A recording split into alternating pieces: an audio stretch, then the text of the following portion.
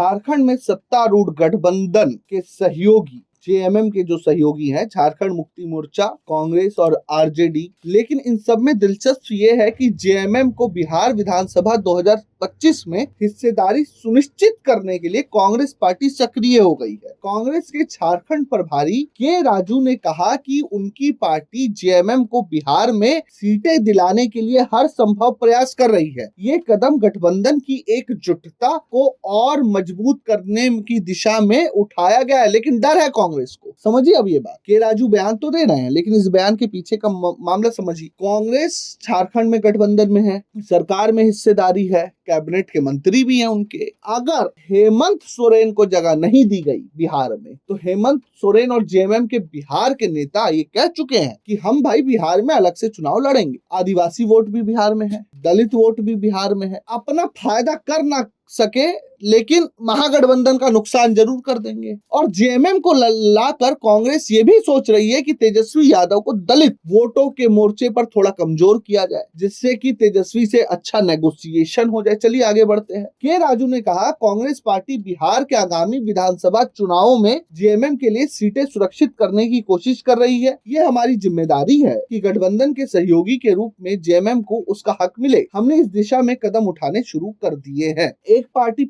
पदाधिकारी ने बताया कि झामुमो बिहार में 12 से 15 सीटों पर चुनाव लड़ने की तैयारी कर रहा है। हालांकि अंतिम फैसला इंडियन गठबंधन के सहयोगियों के साथ चर्चा के बाद ही होगा। बिहार में 243 सीटों वाली विधानसभा चुनाव के लिए अक्टूबर या नवंबर में चुनाव होने की संभावना है। के राजू ने बताया कि कांग्रेस झारखंड में अपने गठबंधन को और मजबूत करने पर काम कर रही है। उन्होंने कहा, हमने ब्लॉक स्तरीय समितियां बना ली है। अब जल्द ही राज्य के 49 शहरी स्थानीय निकायों में वार्ड स्तरीय और ग्राम पंचायत समितियां गठित की जाएगी। इससे पार्टी का आधार और मजबूत होगा। के राजू ने आदिवासियों के मुद्दे पर भी जोर दिया। देखिए, हमने पहले ही कहा आदिवासी फैक्टर इसमें बहुत बड़ा है। उन्होंने कहा कि कांग्रेस अलग सरना, धार्मिक संहिता और पंचायत अनुसूचित क्षेत्रों तक विस्तार अधिनियम को लागू करने की मांग को लेकर अपनी लड़ाई जारी रखेगी। उन्होंने घोषणा की कि हम दिल्ली के जंतर मंतर पर भी इसके लिए प्रदर्शन करेंगे। ये कदम आदिवासी समुदाय के अधिकारों को सुनिश्चित करने की दिशा में महत्वपूर्ण है। के राजू ने बिहार चुनाव से पहले मतदाता सूची के वेरिफिकेशन, जिसे हम शॉर्ट में SIR पर भी बोल रहे हैं, उस पर भी सवाल उठाए। उन्होंने भारत निर्वाचन आयोग की इस प्रक्रिया की आलोचना करते हुए कहा कि ये समय और प्रक्रिया, यानी जिस समय ये प्रक्रिया शुरू की गई है उस पर ये सवाल उठ रहे हैं कि ये प्रक्रिया कितनी निष्पक्ष है। लेकिन कुल मिला के